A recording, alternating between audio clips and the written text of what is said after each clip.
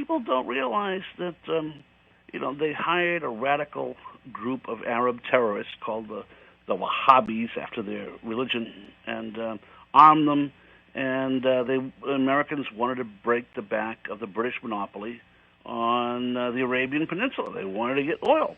So they funded the terrorist group. The terrorist group threw the legitimate rulers of Mecca and Medina out, the Hashemite family, and then they called themselves the House of Saud. And the first thing the Saudis did, of course, was to get rid of the radical members of the Muslim Brotherhood. They weren't stupid, after all. And the next thing they did was to create Aramco, the Arab American Oil Company. So it was all about the money. So we funded the most bigoted, the most anti-Islamic group of racists on the planet, just so we could get an oil monopoly in a little tiny corner of the Arab Peninsula. Most people haven't heard of the Muslim Brotherhood. They sort of began, they put the House of Saud on the throne, then they went to Egypt. The Egyptian leader of the Muslim Brotherhood, Hassan al-Banna, was a real devotee of Adolf Hitler. In heaven, Allah, on earth, Hitler. And he had an army of 750,000 Arab Nazis. And these guys were war criminals and terrorists.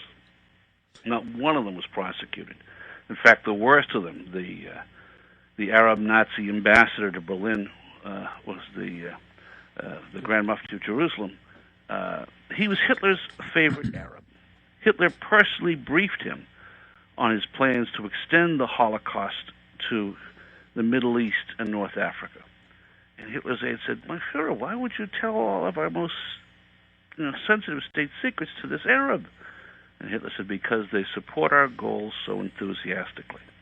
Now, the Muslim Brotherhood was never prosecuted because they were hired right away by the British Secret Service, Kim Philby again, because they wanted to use the Arab Nazi movement to crush the infant state of Israel. Well, that didn't work so well.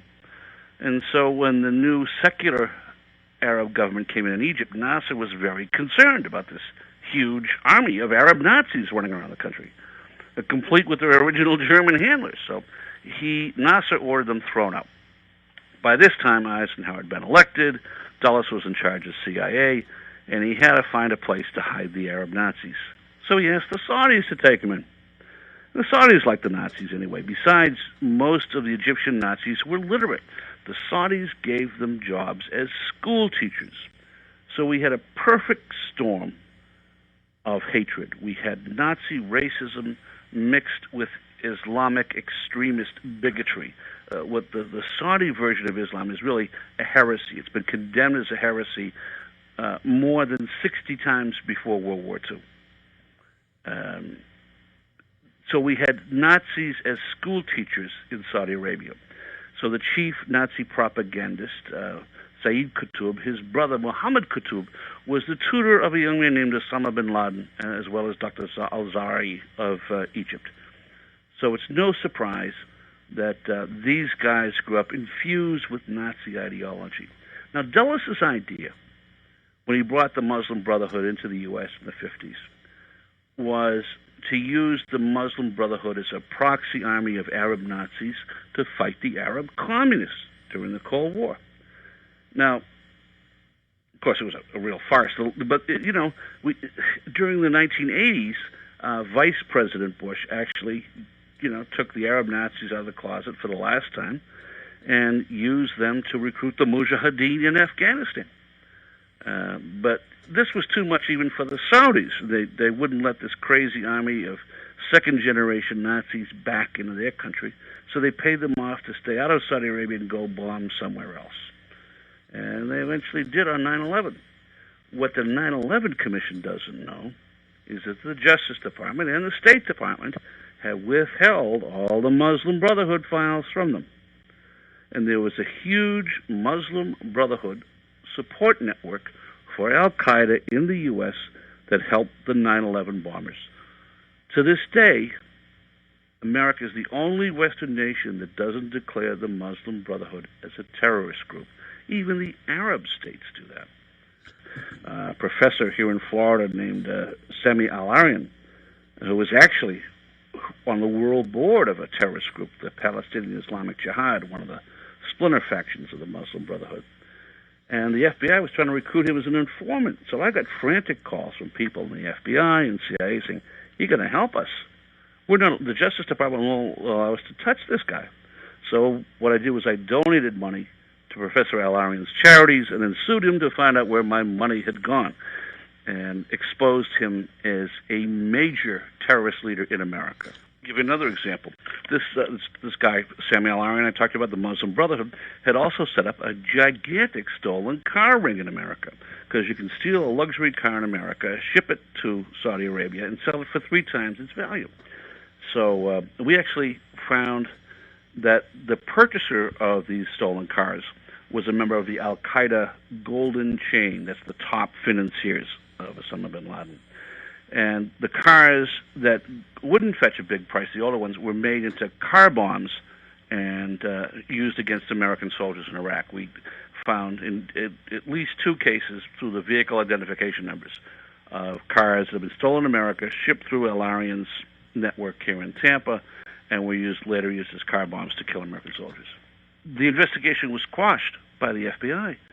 Secret Service, Customs, ICE were all coming to me saying, "What the heck is going on? Here is this major investigation." Never made the light of day. Bill Warner came to me right after the Al-Arian case and said he had this great idea. If I gave him the names of, terrorist supporters of Samuel Al-Arian in America, terrorist suspects, he was going to send them advertisements. And Bill's advertisement was, "Try our international calling card free for 90 days, and we hope that you sign up with our phone service." Well, one of the idiots actually did it. And once we had his phone records, then we were able to legally go to other phone companies and purchase the calling records of the people that he called to solicit further customers. So in essence, we became the Muslim Brotherhood's phone company, and they didn't know it. It was absolutely remarkable. So Bill kept, he remortgaged his house, took out $20,000, and kept buying more and more phone records. And within a year after 9/11, I had correlated those records against terrorist attacks around the world, and were able to show, for example, that every time a certain guy in Los Angeles from the Muslim Brotherhood called a Palestinian refugee camp in Jordan, that a terrorist attack in Israel would take place that same day. We're able to show 100% correlation against Al-Qaeda operations. It was just incredible.